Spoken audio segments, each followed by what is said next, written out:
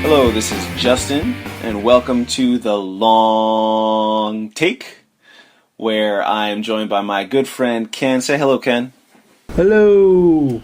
And today, we're talking about, what are we talking about? We're talking about Creed, which came out a couple of weeks ago. You and I both got a chance to see it. We're going to chat about it. Yeah. Before we get to that, too much into that, what I want to know, Justyn, is between now and the Oscars, how much do you have to catch up? I feel like you're further behind at this point this year than you were at this point last year. I feel like you saw a little bit more.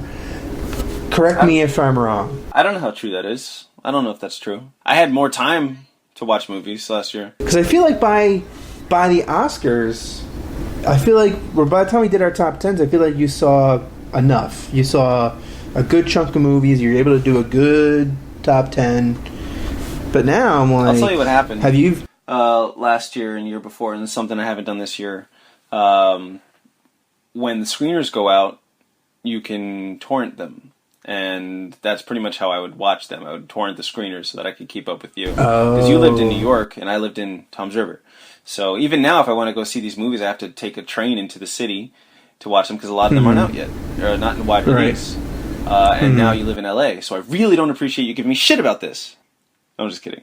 But I was like, oh, okay. But, yeah. It's, I'm not giving you shit. I'm just like... You breaking my balls. You know, I just want to know what you haven't seen that you definitely plan on seeing in, like, the next 2 months. Like, comes out on, whatever, Netflix, Redbox, iTunes. Well, here's what I feel like you have to see. Okay. All right, I'm just going to go down the line, right? Okay, I've seen 65 movies that have come out in 2015. I expect you to be right around there by tomorrow. Movies Ken thinks are important. Here we go. Okay. Actually, I shouldn't go that way, because then it's like I'm basically revealing my top 10. Kind of. It's very important that I don't reveal my top 10. Yeah. I can't really randomize it in my head, so I'll just be like, you still haven't seen the Noah Baumbach movies, right? While We're Young. I saw While We're Young. I didn't see Mistress America. You saw it While We're... Yeah. Okay. So, Mistress America. Have you seen Love and Mercy, the Beach Boys movie? Nah. Worth seeing. Crimson Peak. No. 1, 2. Straight out of Compton. Nah, I didn't get around to that. I actually. That's surprising. What did I looked for that recently, but it wasn't available. Clouds of Sils Maria. Mm-hmm. That's a big one. Tangerine is on Netflix. That's the one was shot on the iPhone 5s. Oh, about that. About the transvestites in Los Angeles. It's really worth seeing. It's good. I just watched it like a couple days ago, and it's pretty. It's it's like this small indie film shot on iPhone 5s, and you can kind of tell, and yet it works. It looks like a movie still. Cool. And yeah, I don't want to give too much away. It's only 85 minutes. It's kind of a breeze. Yeah. And Mississippi Grind, which I just saw the other day. Ben Mendelsohn and Ryan Reynolds. Like those movies. I really enjoyed that. I got that on Redbox. Yeah. The Martian, I feel like you should have seen. I know, I should have. I remember I went meant to go to see that in Toms River when I went down to visit my my family and stuff like that, but it wasn't playing or something. For whatever reason, I had to see another movie instead. Mm-hmm. That's okay. I'll give you that. You don't have to see Black Mass. I don't really want to. I have a feeling that that's not the best movie. Me and Earl and the Dying Girl. I'm kind of going down because I feel like I'm relaying my list in the other order. Yeah. But I'll go back. It Follows. Gotta see it. You really have to see It Follows. Like you would. I think you would. It's really enjoyable. It Follows. Spotlight. Diary of a Teenage Girl. End of the Tour. Queen of Earth. Heaven Knows What. Bridge of Spies. Anomalisa hasn't come out yet, but when it does, Room. Anomalisa is that Carol. animated? Yeah, it's an animated Charlie Kaufman movie. Is it stop motion? Yes. I think Wes Anderson he's making another stop motion movie. Yeah, I believe so. That's cool. Yeah, well, Anomalisa isn't quite like any animated movie you've ever seen. Is What? there puppets and there's like a love scene?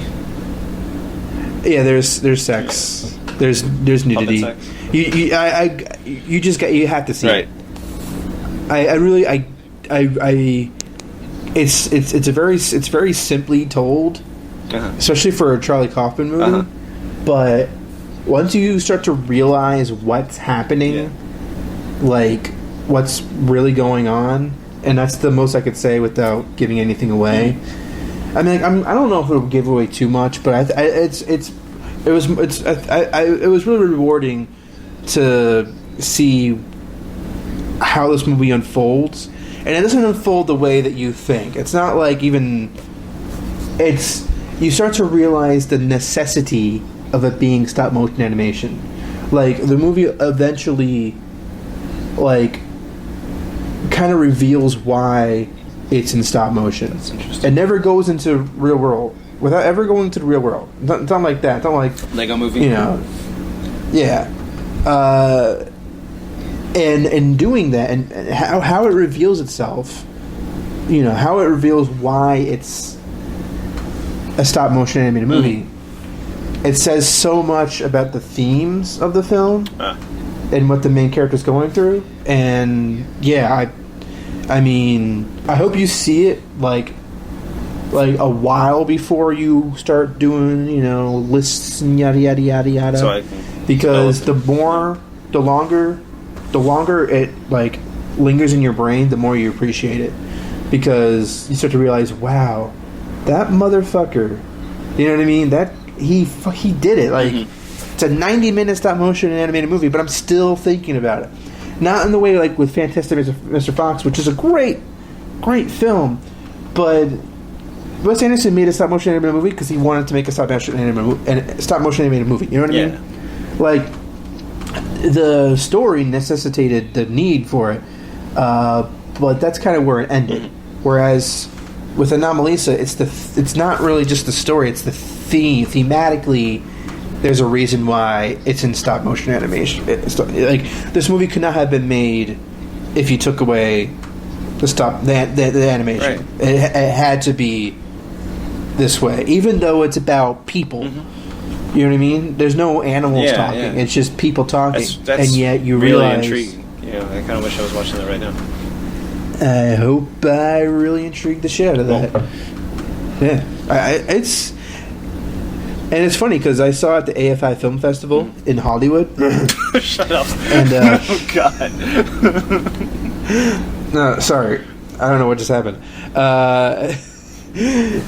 But afterwards, I was in a line with these people, and they were talking about Anomalies in there, and they turned to me and they said, "What did you think?" And I kind of explained that, and they're like, "Oh, I think I converted them into like really liking the movie." Yeah. First, they're like, "Yeah, I thought I'm not sure." Then I explained all this. Like I started like getting. You must have felt like real hot shit. Yeah, I felt like really hot, sweaty shit, and it was great. Oh, but beyond that, I mean, there's still a couple movies I haven't seen that I want to see, like Brooklyn with Saoirse Ronan. I'm hearing a lot of great things about that. I saw that. It's great. You saw it? Twice. You saw Brooklyn? No. Damn it. Stop screwing my head. And then there's I gotta tell you, The Danish Girl intrigues me. I haven't seen it yet. I don't like Tom Hooper. I don't really care about Eddie Redmayne. And yet, first of all, Alicia Vikander, I really care about. And apparently she's like, I mean, she's pretty sexy and sultry. Does she show her boobs? I don't know. I bet she shows her boobs. I hope she does. I hope Eddie Redmayne shows his boobs. Because, you know... Pre-op transsexual boobs.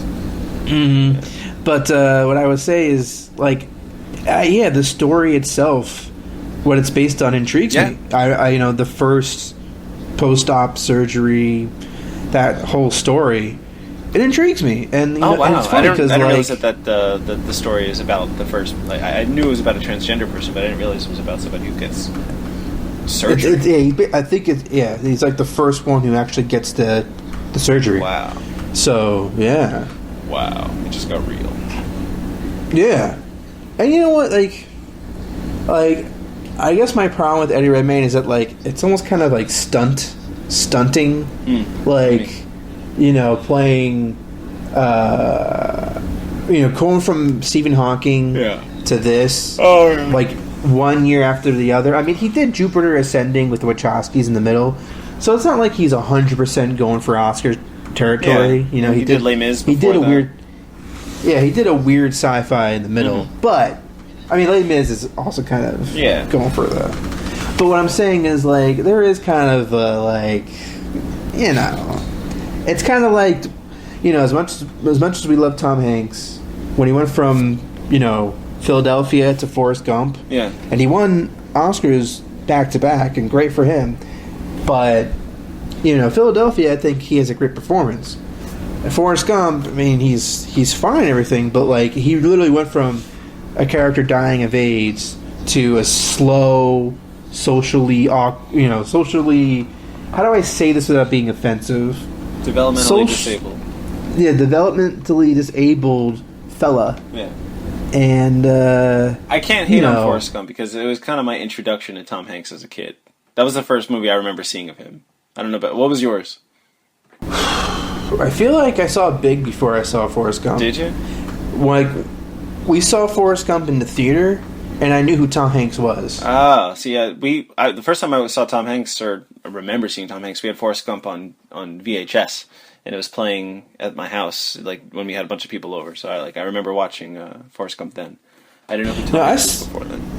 I saw it in theaters, and an early indicator that I was going to be... Wait, wasn't that like 94, 95? Yeah. So you were like 7 or 8 years old going to see Forrest Gump? Yeah. And you know what? And I gotta stop saying you know what. You know what I mean? You know what I mean? But the part where Gary Sinise shows his metal legs... Yeah. You know, I was turning 8, and I laughed. I thought that was funny. I wish I was in that theater with this little kid. I was turning 7. Cracking up. I was the only one who laughed. I was like, that's silly. First I was like, they can do that? And then I was like, that's silly. Who took you to see Forrest Gump when you were 7, when you were in first grade? What? I mean, like, it was PG-13. I know, but, like, it's such a weird thing to bring a kid to. I guess. It's not a kid's movie. I saw Jerry Maguire in theaters when I was 8, 9. My mom didn't realize it was going to be... Now I want to talk to your parents, because that is inappropriate. Well, she covered my eyes when the sex scene with Kelly Preston... Your mom was just like, I want to see this movie, and I don't care if I have a son. He's coming with me. You know what I realized? To kind of... You'll understand why I mention this. But, like, and, like, speaking of, this is like spitball. This is how we get to like 2 hours. But I'll keep it brief. Okay. But what I realized is that, you know, like, each decade had its own defining element to it, cinema wise, right? Not to go too far back, but, like, you know, 60s musical epics. There's so many epic musicals produced by Hollywood, right? Mm-hmm. 70s, that's when, of course, you know, the new school of Hollywood, like the American, you know, Scorsese, the Scorsese, Lucas, Coppola. So there was a lot of, like, art, like, director-driven films in the 70s, which is why we love the 70s American cinema so much, because that was like the one decade where they were allowed to just kind of go off and be free. The 80s, we kind of like, people knock on the 80s for like kind of being the drop off point, but I would say where the 80s excels, where the other decades don't, it's genres. It's genre films, and like one genre film would be like, you know, the action blockbuster. You know, those first big blockbusters that came out in the 80s were fantastic. You know, some of the classics. You know, the Indiana Jones trilogy, Back to the Future. But then you also have like just action films with Schwarzenegger and Stallone. You know, Die Hard came out, Lethal Weapon came out in the 80s. Then you had comedies. So many great comedies came out in the 80s. I think that's one of the highlights for me, the great comedies that came out. Yeah. So, like, there's and like great like romantic comedies. You know, not just, you know, slapstick, but like all kinds of comedies that came out. You know, you think about like Rob Reiner made Princess Bride, you know, in the 80s. Mel Brooks made Spaceballs in the 80s. You know what I mean? Like, there's just so many. There were so many great, young and old, you know, or like the Coen Brothers made Raising Arizona. Dude, when Harry Met Sally meet the 80s cut, or is that a 90s movie? That was 89. All right, there you go. Yeah. Harry Met Sally. Exactly. And then you have, you know, Woody Allen was, you know, killing it in the 80s too. You had so many great, you know, Scorsese, you know, was still killing it. Was killing in the 80s. So you had such a great blend. Although that's not really genre, but but like, yeah. My point is, like, that's what really excelled. You had like John Carpenter, you know, The Thing, all those scary movies. Yeah, and then you got horror. Yeah, of course. And then you have like, and what's funny is that like there's sort of a drop off too. Like, you know, Rob Reiner, terrific run in the 80s. We're talking about like Spinal Tap, Stand By Me, Princess Bride, When Harry Met Sally, and then early 90s Misery, A Few Good Men, and then just flat dropped off. Same thing with John Carpenter. Right after like They Live, it just kind of like that was like the end of like good John Carpenter. Like 78 to 87, that's like John Carpenter's like high point. And then there's a really clear just drop off, and those aren't the only two. There's several that you can point out, and that's really interesting. So the 90s, I would say, is star driven. We talk about how like superhero movies kind of took away the necessity for a big actor to lead a movie. Yeah, but really the 90s was the decade where that was really a box office commodity. And that's like going back to the 60s, no? Like that's when it was all about who's the star in the picture, right? Well, the 60s at first, yes, but the 60s also towards the end, and the reason why, you know, the new school of Hollywood came up was because those old school Hollywood stars were starting to drop off.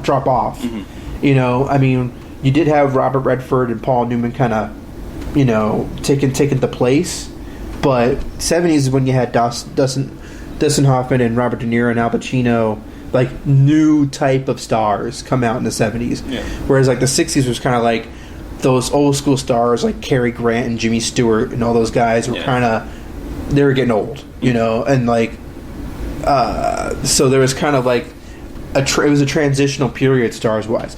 In the 90s though, I looked it up, and like Julia Roberts, like Tom Cruise, Tom Hanks, you know, or like the beginning of Will Smith, Denzel Washington, like, yeah, Denzel Washington, but like, okay, Julia Roberts and Denzel Washington starred in The Pelican Brief, right, in 1993. Yeah. Do you remember The Pelican Brief? No. It's a political thriller. It made $195 million in the box office. It's a political thriller with Julia Roberts. The only reason, like, the big draw is it's a John Grisham novel. That's the thing. John Grisham novels, people went to the movies to see a John Grisham novel adaptation. Yeah. For fuck's sake. Yeah. You know what I mean? Not that, like, not even knocking that. It's like, Could you imagine that being like the case now? Like that's a huge. Everyone wants. Oh, the new John Grisham. You know what I mean? Like, but if you look at like Julia Roberts, like her run from Pretty Woman to pretty much when did Pretty Woman come out? 91 or something. Like it was early 90s. Pretty Woman. I think Pretty Woman was 90. Okay. So she's like the 90s actress, huh? Mm-hmm. And then you had like Notting Hill and Runaway Bride. Runaway Bride, her and Richard Gere reunited. Yeah. You know, after 10 years. Yeah. $309 million in the box office worldwide. Runaway, a romantic comedy. Fuck. When did that's Aaron what I'm Brockovich? talking Is that about. 90s? Or that's early 2000s? What? Aaron Brockovich? That's 2000. Yeah, and again, I mean that early 2000s were kind of like those 90s stars still had enough juice. Yeah. But by the time the superhero movies, okay, so leading to the 2000s. Mm-hmm. But first, why I mention this is because Jerry Maguire, drama starring Tom Cruise, directed by Cameron Crowe, big bank in the box office. Mm-hmm. My mom went to see it because it's Tom Cruise, like you said. Yeah. That was the draw. Mm-hmm. And like that's not the draw anymore. I mean, Tom Cruise in Mission Impossible movies now. What? Why do people go to the movies now if not to see? People still go to see the stars. I would say, we talked about this before, and it's like not on a consistent basis. They won't be like they're not like, oh well, so and so starring in that movie. I got to go see it. Right, because Jurassic World isn't about Chris Pratt. Not at all. I mean that's the thing. We don't really know. But even Chris Jurassic Pratt, Park wasn't about the actors that were in it. It was just dinosaurs. That was the beginning of that. Yeah. That was where it started. You know. So the seeds were there, like right there in the early mid '90s. It was there, but then it didn't really blow up until like Spider-Man and like those superhero movies really started coming. It was really the superhero movies that kind of did it, because I don't know. every year you had the 150 million, $200 million budget type movies coming out. Yeah, and now you have that like several a year, dozens of movies a year with that kind of budget. What were you gonna say? I don't know. I guess I was gonna disagree for a second, but then I changed my mind. I don't really, because I thought like about more examples. Like people are excited about like Avengers, for example. The cast is still important, but then I was like, that's not. People aren't going to see Robert Downey Jr. People are happy to see Robert Downey Jr., but they're going because it's the Avengers. See, I think Robert Downey Jr. does have box office pull. He's just not using it to his advantage. He's not. I think he had that one movie like The Soloist that didn't do well. But other than that, he hasn't really tried. You know, to yeah. There was that movie, that lawyer movie. Yeah, and like really like the two times he's tried, it's like really middle of the road type stuff. You know, that he's not really trying to make anything interesting. And Iron Man, Iron Man was really just, it was the birth of Marvel Cinematic Universe, you know? You wouldn't say that's Spider-Man in 2000? Well, that was or X-Men? That was like the birth of Marvel kind of coming into their own, making superhero movies. Or really, X-Men was kind of the first. Yeah, X-Men was the first. But Iron Man was like the first one that was like, okay, this is all leading to the Avengers. Yeah, like we're gonna do this thing. We're gonna make 6, 8, right. 10, and so when Robert Downey Jr. playing Iron Man, he's the reason why it continued to do well. But the first draw of Iron Man was because, you know, good buzz plus superhero movie. It wasn't really about Iron Man, because Iron Man wasn't a huge superhero like nationally known. Yeah. But the trailers looked great. And it had a lot of promise, and Robert Downey Jr. looked great in it, you know. But no one was like, "Oh my God, it's his comeback film," you know. It was after it came back. I think a lot of the success behind that movie was people talking about it, because when I first saw the trailer, it was like, oh, like okay, they're just going to make every comic book movie imaginable. Like this is getting tired, and that's really before like the real wave hit. That was back, you know, when I was like, all right, we saw Spider-Man, we saw Batman. Like, are we going to get done with this now? and then I had heard from people that I was working with how good it was and how like fresh and funny and action packed it was. And I was like, all right, let's go see it. And sure enough, it was amazing. I don't know about amazing, but I really liked it. You know, it was great. So I think that the 2000s were the rise of superhero movies. 2010s, I think, is an extension, but I think now we're seeing it's like the universe. It's those movie universes, right? And those are the ones that are making the big money, like the Jurassic Park universe. Yeah, or like, you know, now we're going back to the Star Wars. Yeah, it's universe. A lot of like revivals or long-awaited sequels.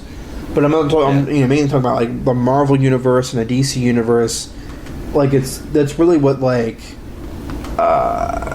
all these movies, like the Star Wars universe that's coming up. Mm-hmm. Like that seems like that's what's going to dominate the rest of this decade, blockbuster wise, and box office wise. I feel it's just gonna. That's what's that was the biggest shift from last decade to this decade. It was like, okay, what do we do next with superhero movies? The Avengers did so well. The Avengers made over $1 billion. You know, it was a combination. It's so funny how reactionary the studios are, because you had Avatar in 2009, and then after Avatar did so well, you had 3D. You know, now you can't. Now you can't. I'm gonna see. We should talk about this briefly, but now for certain movies, you're like, I want to see the non-3D version, and I can't. You know what I mean? Like Star Wars. I was looking for tickets and I couldn't find it in IMAX unless it was in 3D. Now I'm just seeing. I'm going to see Star Wars in standard 2D. That's all I need. Yeah. I mean 3D. I really wanted the sound. You know, the IMAX sound. It would have been nice. It would have been nice. Yeah. I mean, the theater I'm seeing it in still has pretty good sound for standard, so I'm not too.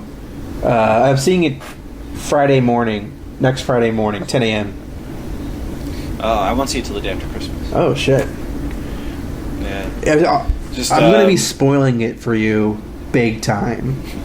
I'm just going to turn off my phone for a week. How are we going to fit that? We're going to have to fit all those. When you come to visit, we should just do a live show. We should just talk in person. We should do like 5 shows in one.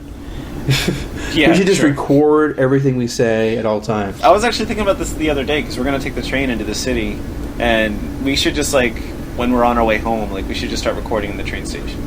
And if somebody was like, "What are you doing? Are you doing a little like what are you making?" Like we could just like kind of work that in. Yeah, I mean, strangers ask us what the fuck we're doing. I feel like after we intro, it doesn't really seem like we're podcasting anymore, is it? I mean, is it that obvious? True, we're just being obnoxious. We're just talking loudly about the movies that we're seeing, that we saw, the spoiling movies for everybody.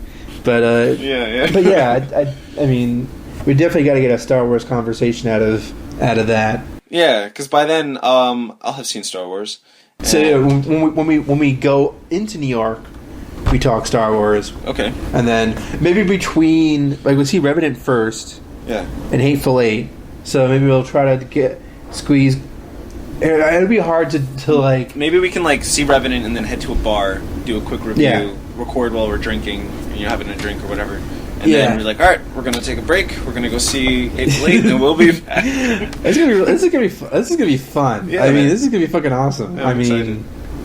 And like hearing about the Roadshow version, I think we're gonna wind up seeing the Roadshow version because that's what's coming out before the wide release. Cool. And that includes an overture and an intermission. That's so sick. That's fucking amazing. And in 70 millimeter. Where it's going to be like 3 hours. That's going to be a 3-hour experience. Where do you want to see Hateful Eight? I was thinking Lincoln Square. Okay. AMC Lincoln Square. And they're going to do it right? I think so. I mean, AMC, they have a 70 millimeter projection. Do they project in film, or is it going to be the digital version? No, it's going to be. I mean, I think they're going to be doing both. But if you look at if you Google in 70 millimeter, yeah, Hateful Eight, the first website that pops up is Oh no. Okay.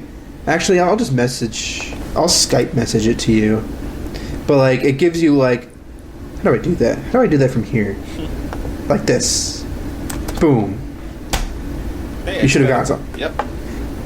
And it's pretty. It's a pretty nice overview of like Hateful Eight. How is where is it being shown in 70mm? Yada yada yada. It's pretty cool. And in New York, it's being shown in 70mm in Village East Cinema, Regal Ewok, and AMC Lowe's Lincoln Square. All right. My one worry about AMC is just that it's a big movie theater chain. Yeah. Will they have someone there to screen it in 70mm? But yeah, I mean, I hope the answer is yes. But when I probably actually I don't remember if I've seen anything in 70mm. No, I didn't. That was in Angelica. That was the Angelica that we saw. The Master in 70mm. Yeah. Because I saw Interstellar in 70mm, or IMAX. Yeah. But that was at the ArcLight in Los Angeles, and the ArcLight, they do their shit right. Oh. The ArcLight, I can't wait for you to come West Coast and sit in the fucking ArcLight Cinerama Dome in Hollywood. It's the best movie theater experience, just in general. Just like not, obviously Hateful Eight's going to be the best, guaranteed. But hopefully something will be good, like really good, coming at around that time. You see in the Cinerama Dome, it's just fucking huge, and it's historical. It's a historical theater. Yeah. That's been around since for a long time, but they've really revamped it. It's owned by ArcLight now. ArcLight's pretty new, but ArcLight's like dedicated to showing the movies right. Cool. Before the movie's shown, someone comes out and they introduce the movie. Wow. And they're like, if you have any questions, we'll be right outside. It's pretty. It's great. Wow. I'm kind of sad that I'm not in LA County because now I have to drive up to LA to go to an ArcLight cinema. How long's the drive? It's 30 minutes. 45 minutes, 50 minutes. Oh, that's cool. But it's quite the drive to LA. A bit of a trek. Yeah, but so hopefully AMC will do it right. Yeah. I don't know about Village East Cinema. I mean, I don't know if they're more local enough to show it right. But like, I remember having a lot of great experiences at the Lincoln Square AMC. Yeah. Okay. So I'm hoping that will be the case when we go. I'm wondering if like the only thing is like that area isn't really that great for like post like just chilling. Regal Ewoks in Times Square, Village East Cinema, that's in the east, obviously East Village. I don't know, maybe that would actually be better. Maybe like the Revenant in Union Square, Yeah. and Hateful Eight and Village East. Maybe that's the better way to go. I don't know. I'm up for whatever, man. That sounds fun. I like it. Like, we'll see one movie one place and then go somewhere else to a different theater. That'd be fun. Yeah, and I think they're within walking distance, so that'd be fun. Great. I can't even. It's crazy to think that like New York is just. I lived there for 3 years. It's kind of weird. Yeah. It's been a year and a half since I lived there, but it'll be fun to go back and see my old friend. But I mean, like in New York, like people will just know me. They just kind of. Hey, Ken, you're back. Ken's back. I better hit that like at least 17 times when we're walking around. It's annoying, isn't it? Yeah. I mean, I'm just that asshole's walking with you. Kenny. Hey, Kenny Hey, boy, Ken. Kenny baby. How's the raise in L.A.? I told you not to come back here, you fuck. Uh-oh. Where's my fucking money? Oh, fuck. I really do owe her money. Justin, run! Split up. All right. All right. We gotta get back on track. When we come back, Yeah. when we come back, we'll be talking about Creed. Oh, yeah. Love that band. We're the arms wide open.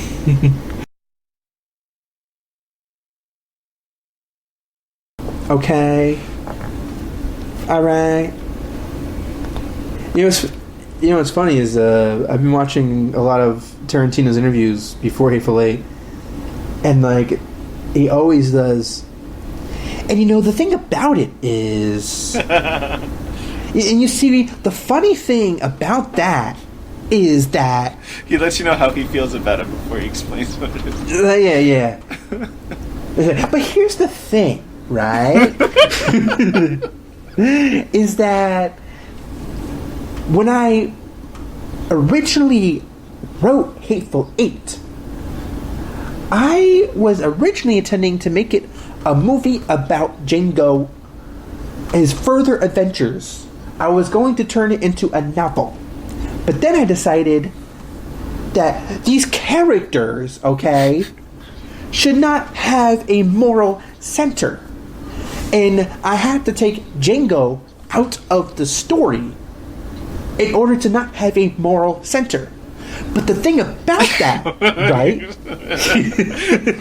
That's a fucking spot on impression. Thank you. Thank you. Wait, does that mean that Sam Jackson's character is kind of like an extension of Django? Like a sort of the evolution? It might be. I don't really... We'll find out in 20 days. I mean, he doesn't, like, say that, so I don't really know what the answer to that is yet. Also, I blend. Did I wear the shirt the last time you mentioned like blending in, so I think you might have. This is just your TLT. This is my show. Garden State. If only it had some black stripes shot going down, like where the blinds. All right. We're recording. Ken, I've been recording for 2 minutes. Little bonus feature. The banter. Oh boy. All right. Hey everybody, we're back. This is the long take. Hopefully you knew that. We're going to talk about Creed. We're going to talk about the movie Creed, not the band Creed. For those of you who do not know, Creed is the 7th film of the Rocky series. What's Rocky? Jesus, why are you listening to this? You don't even know what Rocky is. You didn't even know what Long Take was, and you're listening to this. But I'll tell you. Rocky, Justyn has a Blu-ray copy of Rocky, 1976. 1976, Sylvester Stallone wrote this film. What was it called? Rocky. And he was like, hey, I want to star in this movie called Rocky. I don't know if it's really good. Can you do a better impression? Can you do a better? My name's Sly. My name's Sly, and I want to make a movie where I'm going to be a boxer. I'm going to lose. Well, gee, I mean, you're going to spoil it for me right from the beginning? Okay, fine, but can you set it in, like, a really exotic city, like New York or Los Angeles? No. You see, I want to make it in Philadelphia. Alright, I can't really understand what you're saying, but I think you said Philadelphia. Yeah. That's, you know what, I don't like this idea. I mean, it's not like you can turn any moment, and like, there's no historical monuments in Philadelphia they can transform. At one point in the movie, I'm going to run up some stairs, and for the rest of the time, people are going to run up those same stairs every time they come to Philadelphia, so They're going to run up stairs because of a movie? And what kind of idiots are doing these things? Americans. Americans. I shouldn't have come to this country to fund movies. That's right, I'm from the Middle East, and I'm going to make this Rocky movie. You know what? I like it. Boxing, yes. Boom, boom, yes. Okay. Have you ever been to those stairs at the art museum? I have not. There's a statue. I'm sure it's cool. Yeah, I know about the statue. My sister lives in Philadelphia now, so maybe I should check it on out. I ran up those stairs once. As I was saying, though, so there was Rocky. Yeah. Won Best Picture. That's right. At the Oscars. And Best Director, John G. Avildsen. But then, for Rocky 2, I believe Sylvester Stallone directed that one. So after Rocky, after the first one, he started directing them all. Yeah. There's Rocky 2, Rocky 3, Rocky 4, Rocky 5, and then Rocky Balboa, which came out in 2006. Now, Creed. You're saying, wait, I've never seen Rocky. Who the fuck's Creed? Creed, as Apollo Creed, fought Rocky in the first movie. Did he fight him? He fought him again in the second one? And the second one. And trained him in the third. Trained him in the third. And he was in the fourth also. But I don't Yeah, so he had a pretty big part in that franchise. But this isn't Apollo Creed Sr. This isn't even Apollo Creed Jr. because that person, I don't think... He had another son in Creed, right? He had an older son? No. Was that who... He only had one son. It was just Adonis, right? Yeah. Okay, I was talking about the guy who was training in the LA gym? Yeah, well, who was that? That's like his cousin. Oh, okay, all right. So only one son. Okay, so 2015, Creed. This is Adonis Creed, son of Apollo Creed. Yeah. But Justyn, did Adonis Creed know that Apollo Creed was his father from the very beginning? I believe he did. Wait, did he? I thought he didn't. Maybe not. Maybe he was in juvie. Yeah, well, the movie starts out. He didn't find out until Phylicia Rashad picks him up. Right. So, and then she basically, she's Creed's wife, right? Widow. Even though Creed had a wife or a widow in the previous movies, they decided to recast her. Yeah, kind of, but whatever. So she takes him in. Yep. He learns more about who Apollo Creed is. Kind of wants to be him. Kind of resents him. Kind of wants to be him.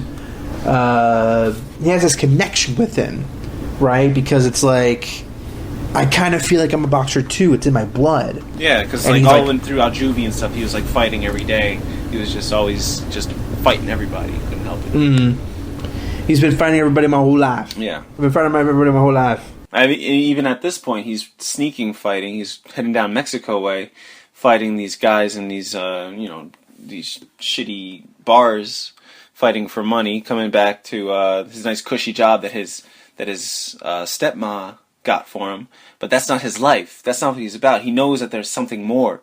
One night he puts his projection of his father fighting, and he's boxing with it. He's got the heart of a fighter. He's got to go. He's got to leave this nice warm place, and he's got to go across the country to cold and ugly Philadelphia. Yeah. And he's got to find out, take all of his savings because he never has to work while he's over there. I thought about that for a second. That's something I always thought about when I was a kid. It's like, don't these people have jobs? Don't these people have to work? Like, how are they affording their place to live? Here he is, it's not cheap to live in Philadelphia, and he just moves into this studio apartment. And he's like, he never goes to work. I guess he has some savings or some money left over. Oh from yeah, his daddy. He's loaded. Yeah. He's loaded. I mean, he's got that money. It's Michael B. Jordan, by the way, we're talking about. That's the young actor. He's been acting for a while. He's from The Wire, and then Friday Night Lights, and he did a lot of TV in the beginning. He was also in a show called Parenthood, and then after that, he's been in a couple movies recently. Most notably, Fruitvale Station. The director of that movie, Ryan Coogler, is directing this movie. So they're back again. And Ryan Coogler is actually a young guy. Did you know about the connection between Ryan Coogler, Creed, and the Rocky movies? No, please tell. I will. Apparently, Ryan Coogler's father was a big fan of the movies, and they would watch them together when he was a kid. So he grew up with this connection to these movies. And the whole reason why, in this movie, you see Rocky gets a little sick. Cancer. And Ryan Coogler's father got cancer. And while Ryan Coogler's father was going through treatment, getting chemo and stuff like that, they would get together and they'd watch these Rocky movies. So that is why he's got a personal connection. That's why they wrote this screenplay knowing that Rocky had to be involved, but before they even reached out to him to see if he'd want to do anything, want anything to do with this movie. So once because I think Sly Stallone was pretty much done with the whole series. He did all these movies, why would he want to come back? It would have to be something pretty great, and it turned out to be this story, where he takes on more of like he's kind of like Mickey from the first one. Like now he's the trainer, training the young guy, and there's a lot of nods to the first Rocky movie. Yeah, definitely. Definitely. I wanted to get into something bigger than that. Like go Well, ahead. just talk about like how a lot of movies lately, they're like, let's go back to the beginning. Even with like this Star Wars movie, it's kind of like, let's go back to how movies used to be made. Kind of like, let's go back to, having the original characters, but now they're older, and now they're like the wise ones leading the new school. And like, I could totally see them making Creed sequels with Michael B. Jordan now, because kind of like with the first movie, not to spoil the movie, but like it's been out for a while, so Adonis loses the final bout, kind of like Rocky lost in the So at that point, I was like, all right, I see what they're doing here. Then they're gonna have to keep the story going, or at least they have an open door to come back to it if they want to. Right. But what were your thoughts on it? Did you like it? Yes. All right. It was a bit of a pause. Well, no, I kind of had a question before you threw it off to me. I guess my question was, I mean, I guess it fits to like giving our personal opinions, but how did you feel about that? How did you feel about bringing back the old characters? And do you think that long term, like, do you think this franchise can survive without Rocky's involvement?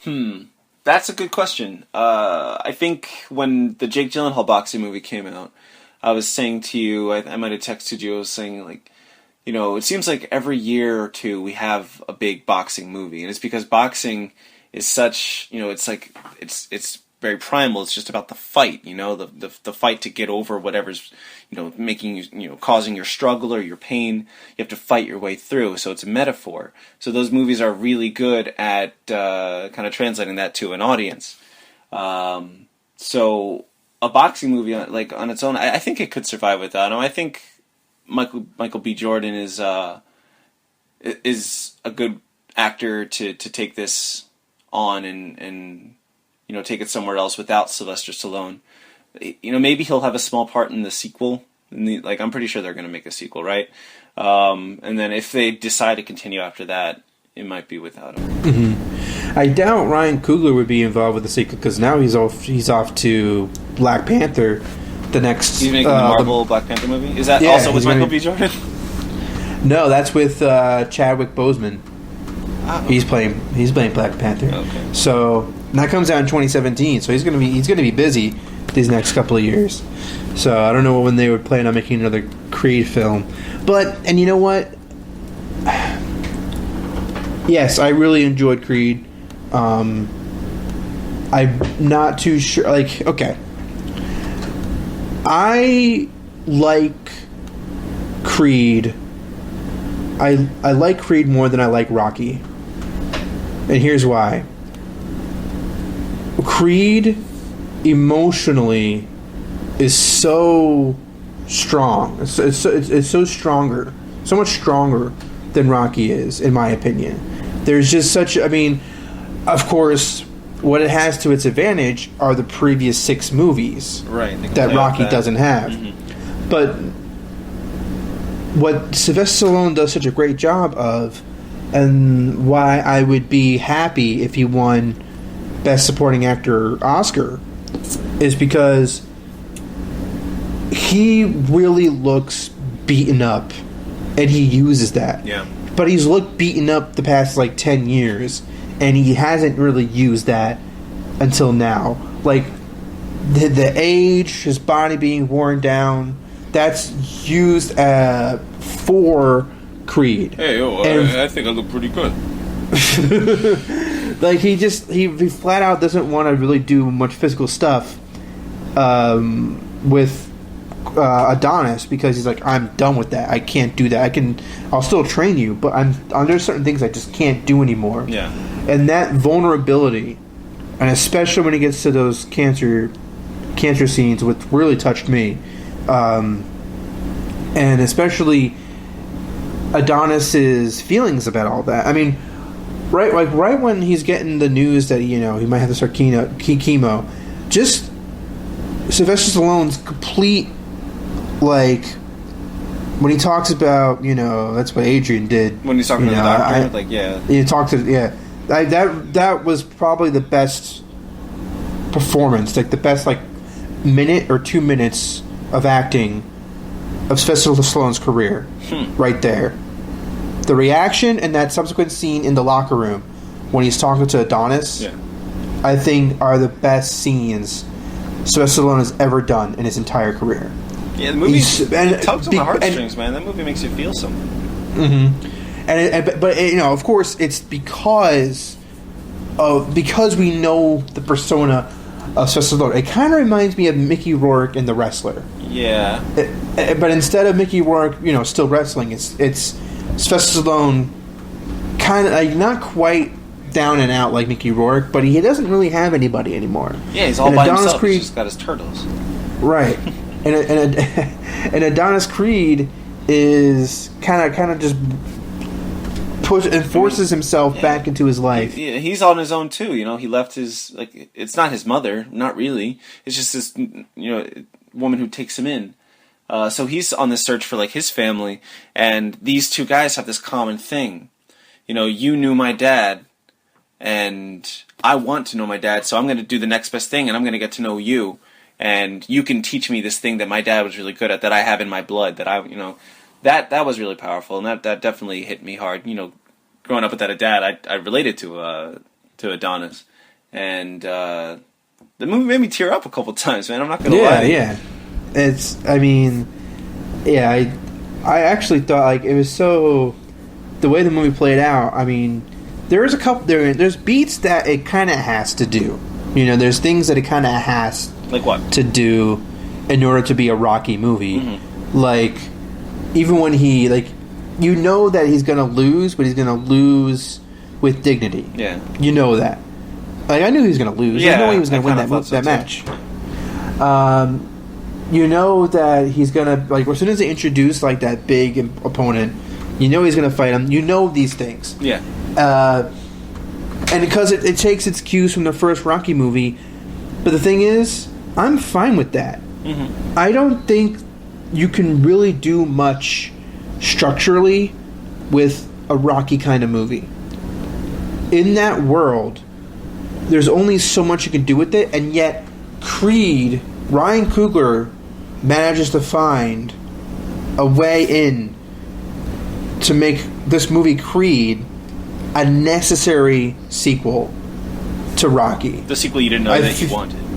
The sequel you didn't know you wanted, but you're glad exists. Mm-hmm. And I think that if there was just Rocky, up to Rocky 4, or maybe Rocky 3 or 4, and then Creed, right? I think that'd be fine. I think you would need a couple of those sequels because, the relationship between Rocky and Apollo Creed, Well, doesn't Apollo die in 4? Yeah. So, it could end there. Yeah, in there, and then... Because Rocky 5 is the one where he fights the kid that he's training in Philly, and Rocky 6 is the one where he's an old man who decides to come back. I didn't see Rocky 6, or Rocky Balboa. Yeah, I haven't seen I didn't see the last two. Yeah, neither did I. And it's been a long time since I saw the first 4. I saw Rocky, last year. Yeah, I haven't seen Rocky in a while, but after I went to see Creed with Jana, and she really wanted to watch Rocky after. We started watching it on Netflix. And all the Rocky movies are on Netflix. They knew that Creed was going to come out and that people were going to want to watch Rocky. So every single one. It's kind of crazy. Yeah, and to clarify, this isn't a reactionary thing when it comes to me saying Creed is better than Rocky. I'm not saying that. I'm not even saying that as a knock at Rocky. I'm saying that Creed has, even Rocky itself is very formulaic. Yeah. But I think that Creed more so knows it's formulaic and says, okay, this is going to be a formulaic type of movie. All those beats are going to be there, but we're going to really go all in emotionally, and I think that works. You can have a formula as long as you have a reason to be doing it that way. And I think the movie because you kind of know how it plays out, it still surprises you emotionally. It comes up, it creeps up on you, and you're like, wow, this is really getting to me in a way that the Rocky, in the way that Rocky never did. And Creed is just at an advantage because the character of Rocky is old. It has because the advantage we know of all those those movies coming before it, so it can play on those emotions. Like you can just show an image of something, and it just like brings something out of the audience. I mean, I will say that the last half hour of Rocky is probably the best, of any sports movie. Yeah. Like the way that play, like from those montages, when the music comes in, dun, dun, dun, dun, dun, dun, dun, dun, dun. And they have when he starts training, he starts getting better. Yeah. And he all the way up to the fight and the very end, like that is cinema in my opinion. The first hour or so has a lot of good character stuff, but man, I mean, there's some when Rocky is taking Adrian through his neighborhood, or when he's talking to her, I realize man, this dude never shuts up about himself. He never asks any questions about Adrian. He never has any interest in her. Yeah. In the first movie, what she does, she never really has any purpose other than to be his love interest. Well, maybe he's just nervous, man. Maybe he's just uncomfortable and he's a chatterbox.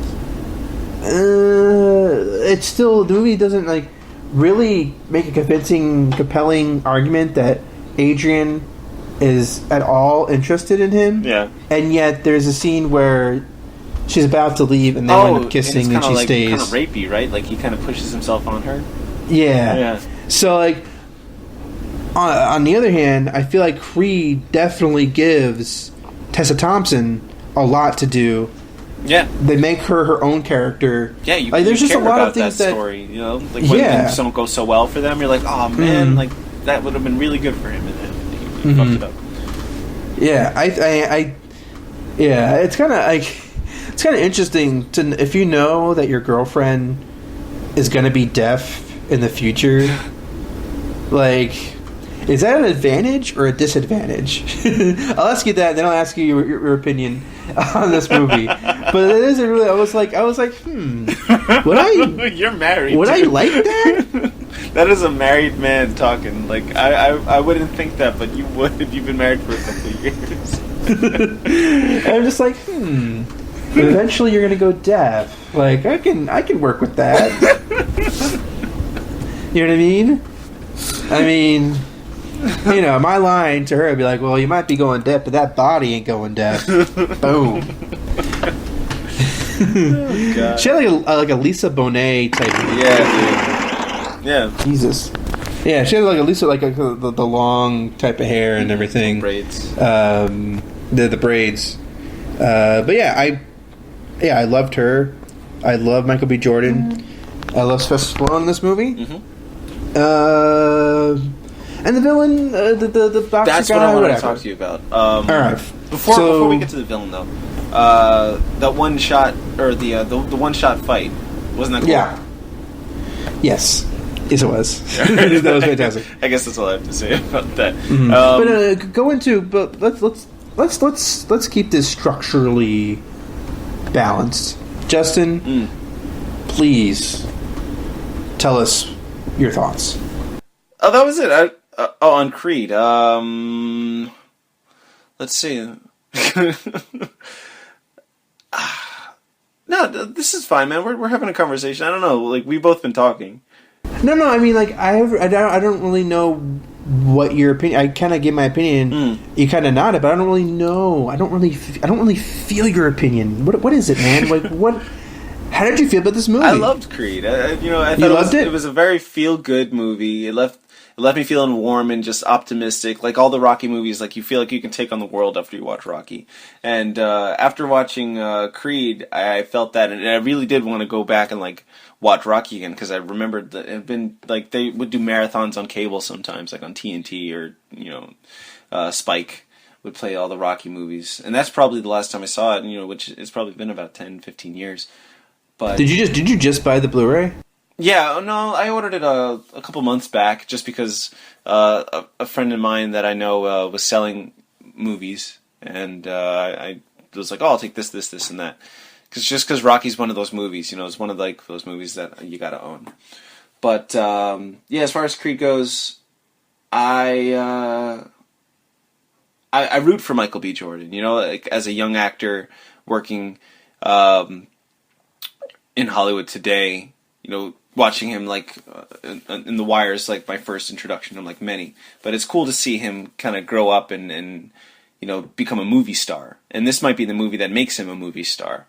But as far as like the movie goes, it just felt very. It didn't feel forced. Like, oh, here we go with another Rocky movie. But this felt fresh. This felt appropriate. And I don't know, it just worked. It worked to take Sylvester Stallone, the hero from all these movies, and now he's like the Yoda character. Yeah. He's like the one who's in the corner, who's training. Like that scene where he goes to the graveyard and sits down and he's talking to all the people that have left him alone. You really feel for it, dude. Like I took Janet to see this with me, and she'd never seen a single Rocky movie, but she fell in love with Rocky. And it's because like they knew that this would work. They knew that turning him into like this adorable old guy who just wants to be who doesn't have any like love in his life or any family or anything like that. And then like when they have those problems where like they become a family unit and then they separate again, and Creed winds up in jail after fighting that rapper guy, and then Rocky comes to visit him and he's like, we're nothing, get out of here. Like, we don't have anything to do with each other. It hurts. And it's like, why am I so attached to these people? Like, I've only been watching this movie for like an hour and a half. But it's like, it feels like you know them because you know Rocky, and Rocky's just been somebody that like... I almost wish that I didn't see the trailer beforehand, because that line, like, I fight, you fight, like, I mean, it still got to me when I was watching the movie, but I think that would have really hit me if you didn't know it was coming. If I didn't know it was coming. Yeah, I agree. Like a punch to the face. Bam. I thought the movie looked great, and I like that they went back to like the first gym. I didn't even notice that until we watched Rocky on Netflix, and was like, oh shit, there it is. There's the gym that they went to, and yeah, I don't know. It was very easy to root for Adonis. I don't know. The movie worked for me, man. It worked really well, and I really enjoyed it. One of my more fun movie experiences, and it's not a story that we haven't seen before, but it's just a story that it's hard not to, like, you can't hate on it. It's enjoyable. It's good. All right. So what did you want to say about his opponent? Not scary. Like, he talks the talk, and like, he's really intimidating in the press conferences and stuff like that. But like, once he takes his shirt off and he's there in the ring, not really built, is he? No, he's like pudgy.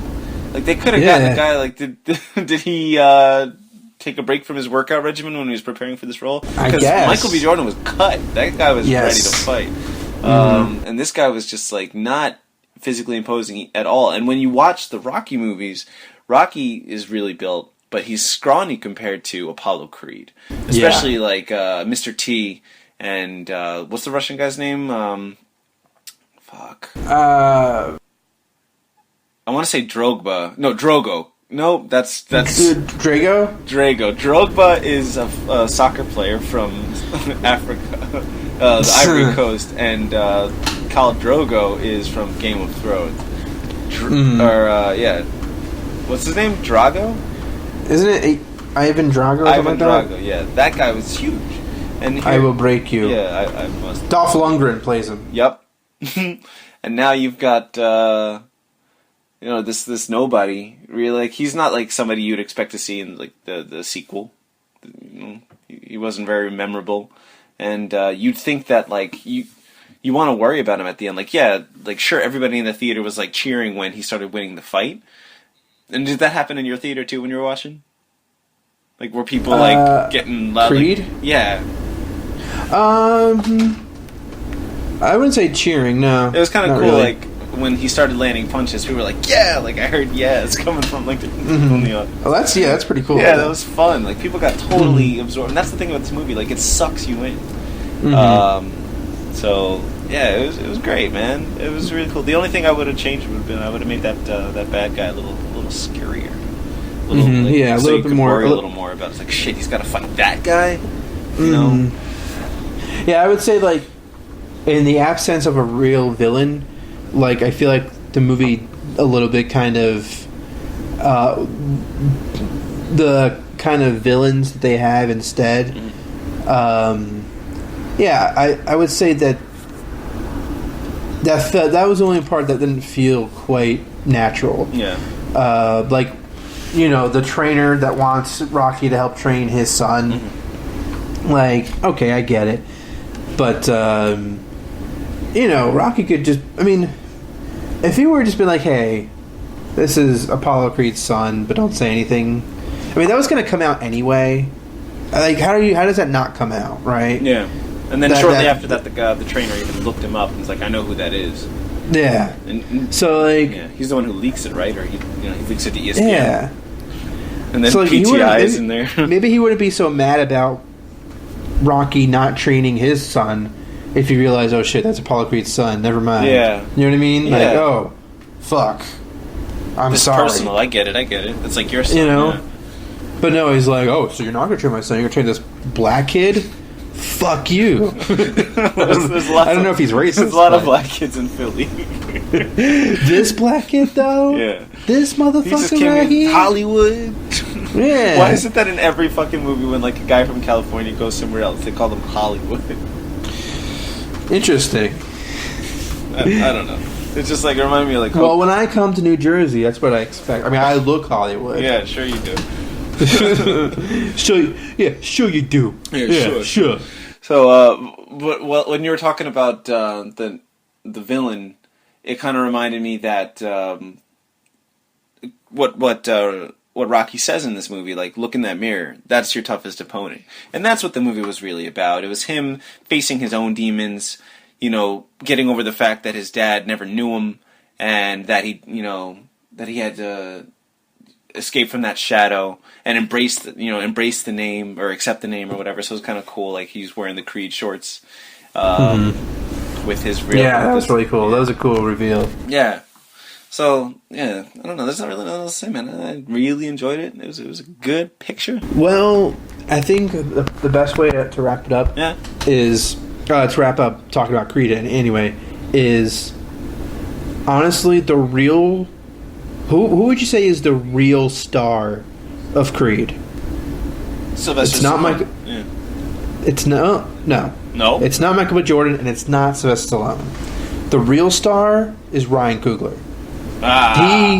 His only film before this, his only feature film, was Fruitvale Station, and that's a vastly different film, much smaller budget. Yeah. And when you talk about someone like Colin Trevorrow, who goes from a decent film, Safety Not Guaranteed, to Jurassic World. Yeah. And of course, Jurassic World has a much higher budget. Yeah. But Ryan Coogler is an example of a guy who can go from a small budget to a Hollywood film. Yeah, he really showed his stuff. And retain his voice. That's a Ryan Coogler film. Yeah, man. That happens to be in the Rocky universe. Yeah. So I think that he deserves special consideration for the work that he did. And you're right, that one take match it was the stuff of, you know, like that's what solidifies it, is like, you know, that he has the nerve that is hard to do. Movie, yeah. Like, that is hard to do. Have to that was the 11th take that made it to the movie. Yeah, that's insane. And to have it still be like it works because you're in it. You're in it, and you can't get out of it. But it's still hard to like make all those hits and all like the right reaction shots from people outside the ring. Like it still had all of that. Yeah. And it was fantastic. And what was great though is that the final match didn't lose anything because of the first match. The final match was more classical. Yeah. But it was still very. It still worked, and it was still a very great fight. Very, very, you're not quite sure, First he's in it, then he's out of it, then he's in it, and like his eyes all and you're worried about the whole time because he's like outmatched. Like, he has no business fighting this guy. He's got all these wins, and he's just he doesn't really know how to fight. Yeah, he kind of took the Arturo Gatti. Remember Arturo Gatti, the boxer?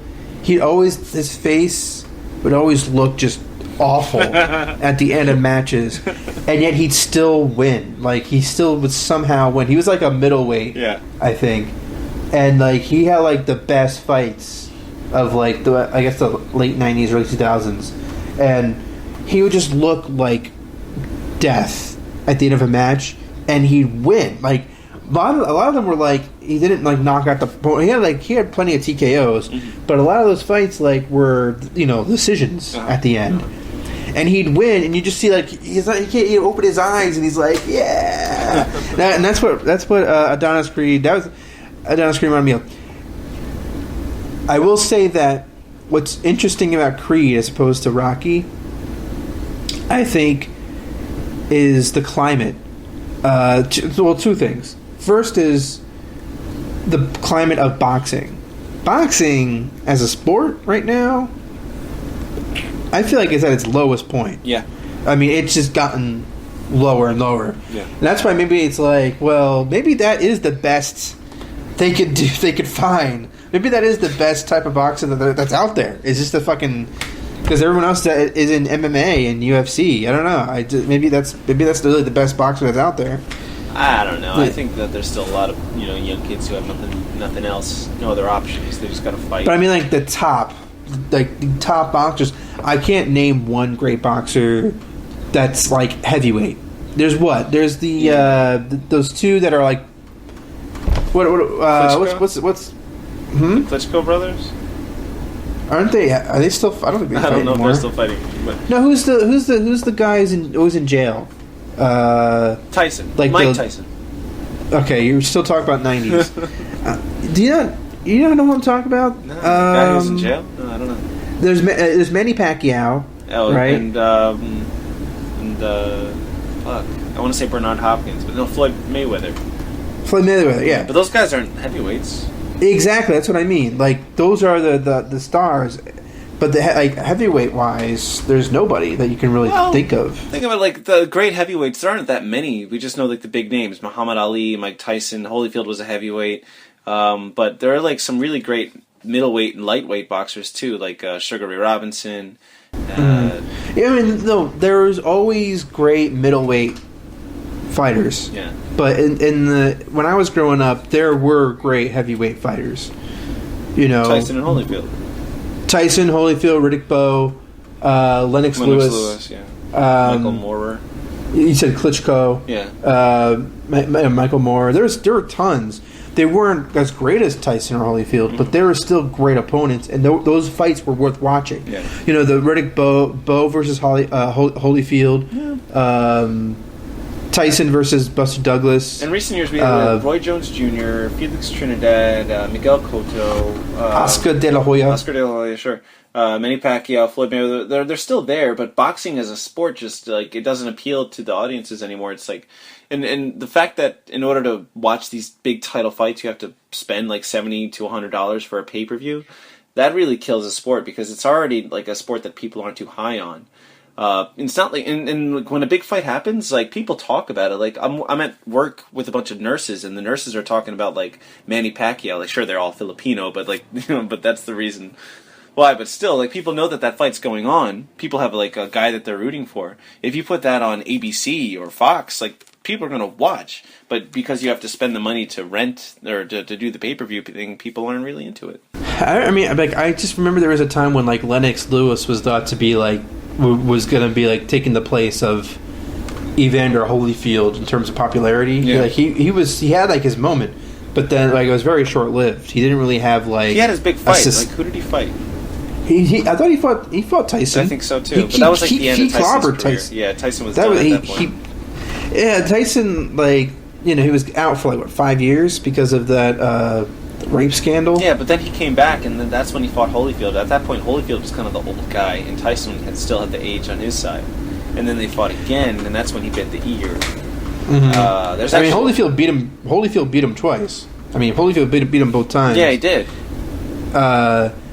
And there's a documentary, 30 for 30, called Chasing Tyson, all about. Yeah, that. And like Holyfield was kind of like, he wasn't a flashy fighter, right? You know, very, but he went the distance. Guy. Yeah, he'd always go the distance, and he was tough. Like he was the real deal. He was the real deal, Holyfield. Yeah. I thought Tyson was a great fighter, you know, in the late 80s, early 90s. Yeah.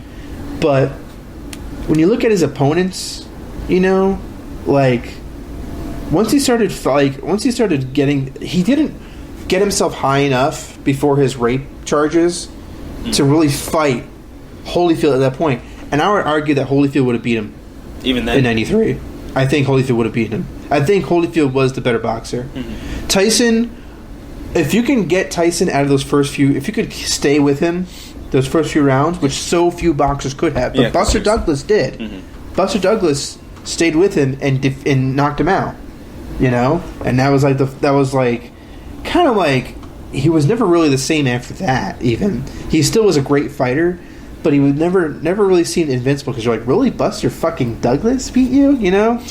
And then suddenly it wasn't such a surprise when Holyfield beat him twice. You know, and the second time was when his ear got bitten off. But yeah, and then by that time he was already in his 30s. Still a great fighter, Tyson was, but he lost those prime years. He just lost him for, you know, those rape charges. Yeah. But yeah, because, you know, you always have like those all-time debates, like who would win, Tyson versus Ali? Ali. And like the answer is easily Muhammad Ali. Yeah. It's like that's not even really a question. Mike Tyson might have been the most ferocious and quickest fighter. Yeah. Of them all. He's like a pit bull. He's just like very, very built, very stocky, very small. And he was exciting to watch. Yeah, sure. For sure. Like my earliest memories are like of watching, like when I was like 5 or 6. Those heavyweight boxing was fucking awesome back then. Yeah. Like there were. I'm telling you, I don't remember all of them. There were enough. Mm-hmm. And there were always like bizarre things happening. Like you had the one time, I think it was Bo versus Holyfield, when a fucking guy comes in from the arena and he falls into the arena. You remember that? He had like a parachute. No. And he parachutes into the arena. Mm. And they had to delay the match. Oh no! You don't remember that? No. That was huge. Like, is that what they parody on The Simpsons?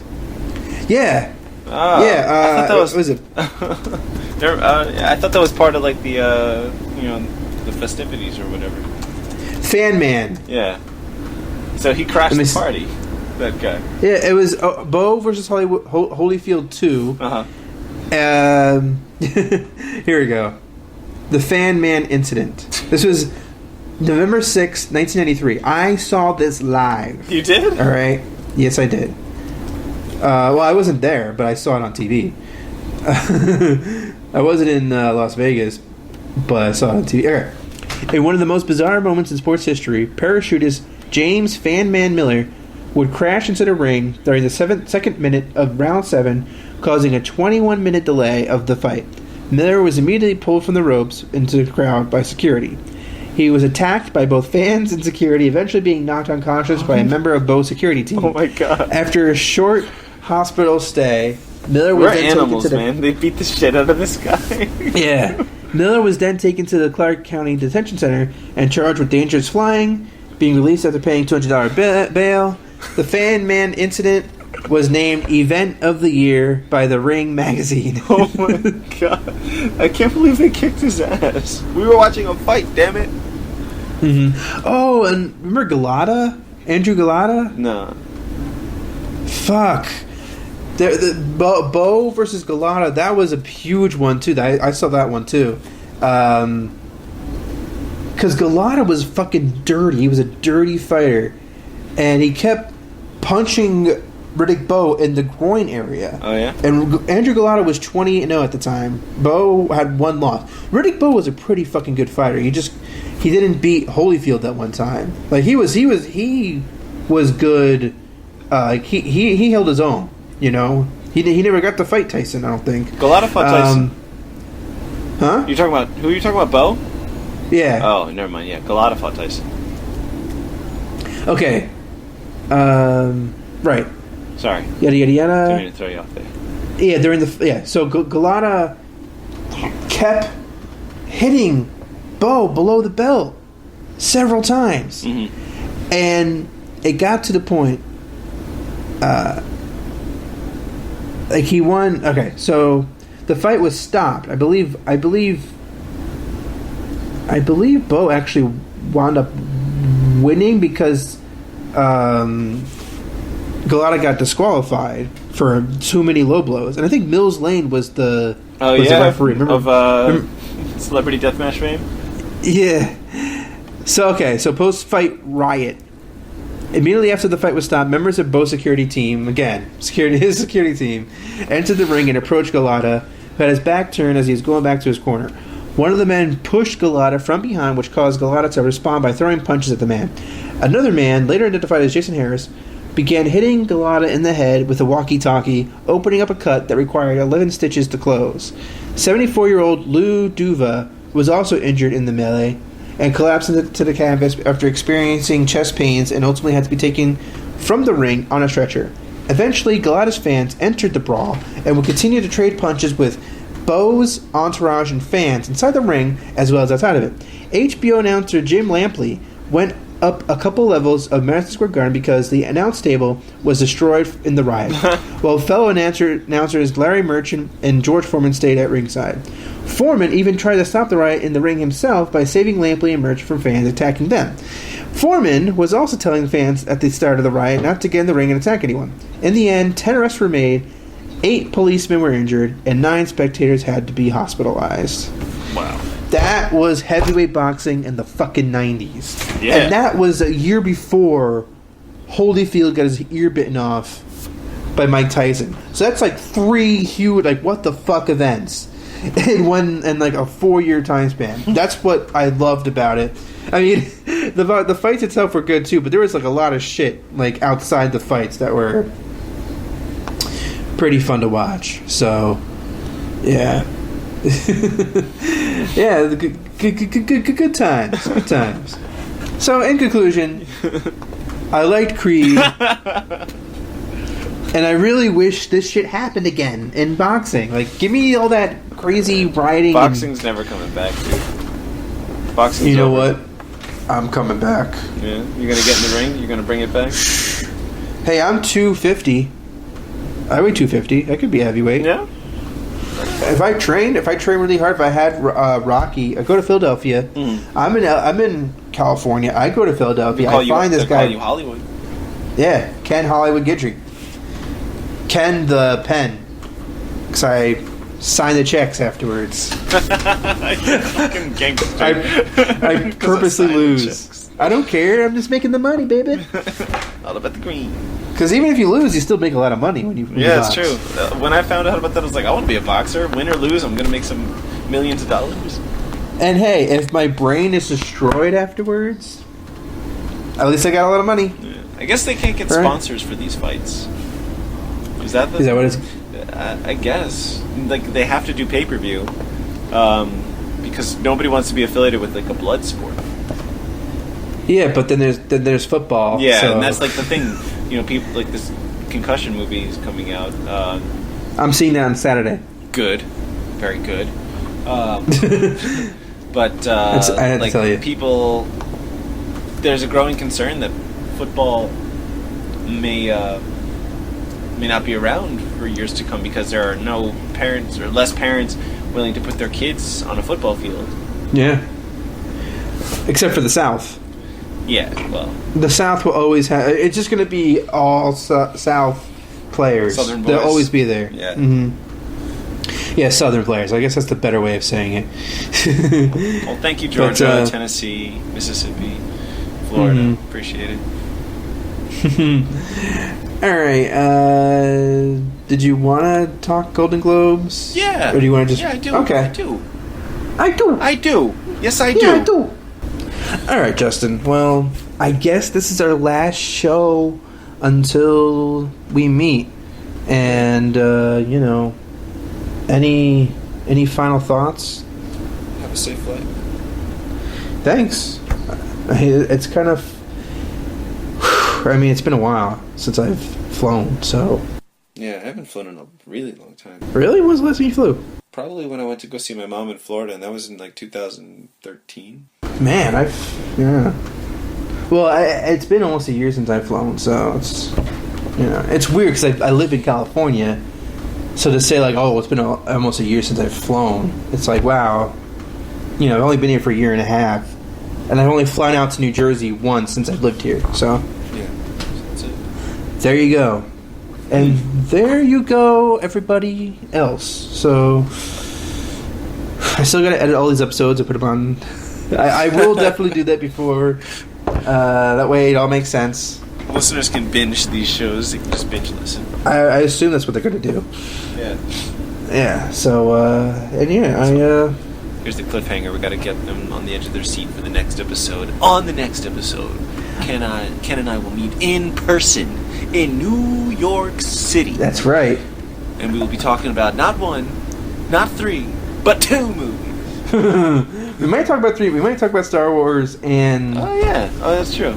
Revenant and Hateful Eight. It's gonna be such a great night. I think it's gonna be. It's gonna be a great day. I mean, I have thing, all day long. I have like Fandango on my homepage, waiting for like the tickets. I'll let you know as soon as you gotta be on it. You know what I mean? I don't think it's gonna sell it as quickly as like Star Wars. No way, but still, you want to get the jump on it. Mm-hmm. Jump on it. Jump on it. We only have the one day to see it. So. That's it. Yeah. That's it, man. And probably Revenant and Hateful Eight will only be shown in like a couple of theaters in New York City. So, like, there will be a line. So that's New York. So the people are going to be wanting to see. That's New York for you. Only in New York. New York. Only in New York. All right, Justin. All right, man. So I'll see you then. I'll talk to you then. We'll chat in the meantime. Let me know if you do see any of these other movies, illegally or legally. Let me know. All right. You're always the first to know. Good. All right. So for Justin, speaking for Justin, this is this is Ken Guidry. And have a nice night.